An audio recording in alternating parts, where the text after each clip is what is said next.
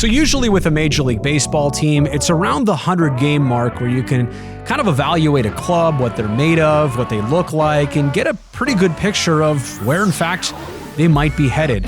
The A's have about 100 games left, right? They've only played around 60 games, so I'm doing this in a bit of reverse. It's an early look at this team, what they look like, what some of the storylines are already with the green and gold, and to try and figure out what the rest of this summer might be like. But we've already seen the A's face adversity. Matt Olson missed about a month with a broken hamate bone in his hand. He's obviously since recovered. Chris Davis was essentially not himself for a month with the hip/oblique issue that kept him sidelined and eventually on the injured list. Yeah, he's back right now, but let's also not forget Marco Estrada, one of the team's starters, went down midway through April. We haven't seen him since. And yeah, down in the minor leagues and in the pipeline, no AJ Puck, no Jesus Luzardo. Jarrell Cotton's been injured. He had another setback, and Sean Manaea is certainly as well on the long road back to recovery. So I want to say off the top, this A's team has faced a fair amount of adversity. I don't know if much of that is talked about as they've hovered around 500, but it hasn't been the easiest set of circumstances for this team personnel-wise. Another big topic of conversation and observation for me is the defensive play of Marcus Semien at shortstop. Here's a man who in 2015 made the most errors in the entire American League. By 2018, last season, he became a Gold Glove candidate in the American League at shortstop. And this time around, I know it's relatively early, but he's got among the highest fielding percentages in all of the American League. The turnaround continues for Marcus. Clearly, it's no fluke. He's able to sustain this, and you really look at all the hard work he's put in and the payoff that's happened because of it. Let's keep it on the left side of the diamond and transition into Matt Chapman. And while everybody is so focused on the Platinum Glover of last season, right, the best defensive player in the American League, it's really been his bat which has made the most noise this season. Don't get me wrong, he's still making all the highlight reel type plays at third base, and yeah, he's very much going to be at least in the Gold Glove conversation once again, if not win it all over again. But 16 homers in his first 59 games this season, that's been tremendous, and you're also starting to see his average on the uptick. He's hitting about 272 as I tape this.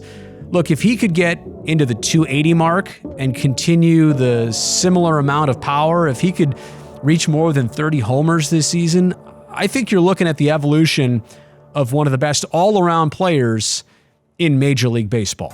Let's go to pitching now, and we'll begin with the starters.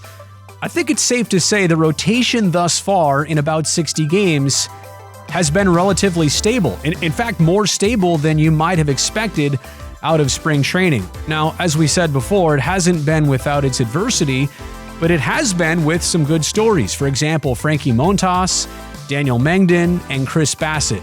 Now, the latter of those two, Bassett and Mengden, are players that have been up and down for each of the last couple seasons, and it's this time around where they're getting a sustained opportunity. You really do feel like those guys in particular pitch with a chip on their shoulder, and they're showing up in the best of ways. You add that with Mike Fiers and what he's done this season, definitely the anchor of the rotation, and you've got to say that Brett Anderson has been giving the team 5s and 6s in terms of innings per start. He's definitely thus far been stable without any significant injuries. I still think with 100 games left to play, starting pitching is the biggest question mark surrounding this team, and specifically this. Montas, Mengden, and Bassett are young arms. They've never really pitched to the tune of 150, 160 innings in one season. I'm interested to see how they'll last, not just physically, but how much success they can have once the arms are exerted in a way they've never been before. We'll move on now to the bullpen, and one of the stories I don't think anybody expected this season was struggles of the bullpen, Blake Treinen and Lou Trevino especially. Here are two guys that last year were well known for getting 5 and even 6-out saves, and Blake Treinen once pitched in back-to-back-to-back games. I mean, the usage on these two guys has been heavy. Their stuff has been absolutely filthy. You see it on highlight reels, and obviously Treinen has the turbo sinker.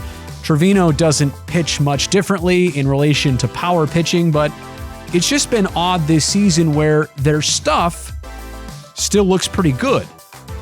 Their numbers, on the other hand, haven't been as complimentary. A lot of different opinions out there. Are they being used maybe a little bit too much? Are the A's forced in situations to have to use them a bit too much? Maybe there's more of a book out on both these two pitchers. Trevino had just come up last year. It was his first full big league season, and obviously Treinen went from the National to the American League. So, look, I don't know. And if these guys knew, obviously, they'd be working on it as well. But one definite storyline is that the A's and their bullpen hasn't been as reliable, but specifically with Treinen and Trevino, where they set the bar last season, impossible to follow up maybe, but they've obviously had some struggles as they've gone. A couple different position scenarios to discuss here: catching, second base, and left field. Let's begin behind the dish, where into spring training, I'm not even sure how much Josh Phegley was truly on the team's radar, because they brought in Nick Hundley. They also brought in Chris Herman.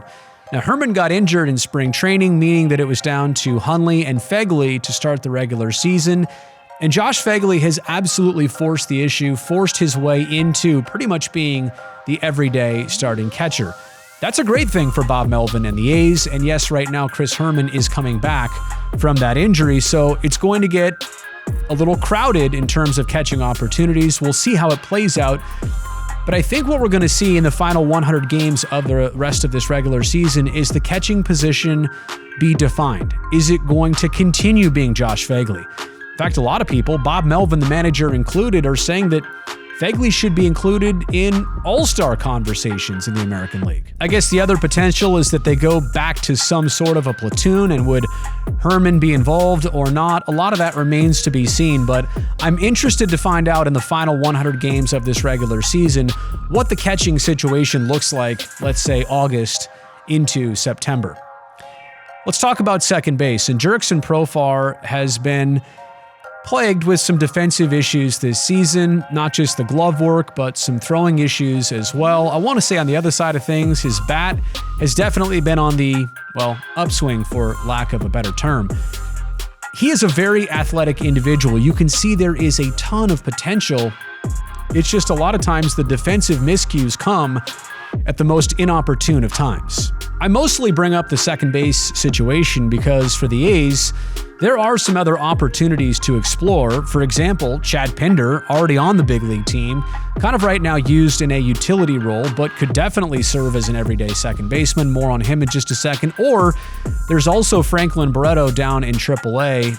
He's in his early 20s and been up and down and never really given a sustained opportunity to thrive in the big leagues. And so you kind of wonder if that conversation has happened or how close that option might be if the team decides to maybe move on from Jurickson Profar. But again, I still think Profar can put himself in a position to lock second base down if he can just clean up the defense and the bat stays trending like it has been. And last but not least, let's talk about left field. It's just a crowded situation out there, right? Because Grossman has looked good for the A's defensively, as well as getting on base to a frequent amount, but the team is also going to soon get Nick Martini back. Obviously, we've already talked about Chad Pinder. Where do you play him? And let's not forget about Mark Canha. You almost need an open spot like left field, considering that right field is locked down on a pretty every game basis. So is center field. First baseman Matt Olson is always playing there. On the left side of the infield, it's Chapman and Marcus Semien. So there's not many open spots for your utility guys to stay fresh. It seems like left field has been that through the first 60 plus games. Will it be locked down by one individual in the final 100? I don't really know, but I do know it's nice to have it relatively opened so that the skipper Bob Melvin can always play the hottest of hands. And last but not least, an observation I've had about the A's, pretty much on the back burner all season, but I want to bring it to the forefront for you here, is Chad Pinder, a player that everybody seems to like. I'm talking about on the field as well as in the clubhouse. Ask any of his teammates. He's very well liked and respected. Doesn't get the regular opportunity to play, and it makes you wonder what he would look like on an every game basis if he did have that chance. Now, I don't know where it would be. Second base, Left field, you know the guy has range, he's got athleticism, he's got an arm, he can hit for power and average, he can get on base, he hustles, and he's not going to let you down. He's going to put every ounce of effort into the opportunity. You already know that's in his DNA. I know this has been a friendly conversation and a friendly debate among A's fans, but what do you think? Put it in the comments section down below. Do you feel like Chad Pinder could be an everyday player for the A's? Why? Or if you disagree with me, why not? Again, I very much like Pinder in this situation. I just don't know where exactly and when exactly the opportunity is going to come around for the guy they call Chi. All right, so that's been my thoughts about the A's through 60 games. Yeah, 100 left, and they're at about 500 right now. Plenty of baseball to happen this summer. You know they're always a second half team. Through 60 games, let me leave it with this. I am still so very excited about their potential to return. That's right, to return to the postseason for the second straight time.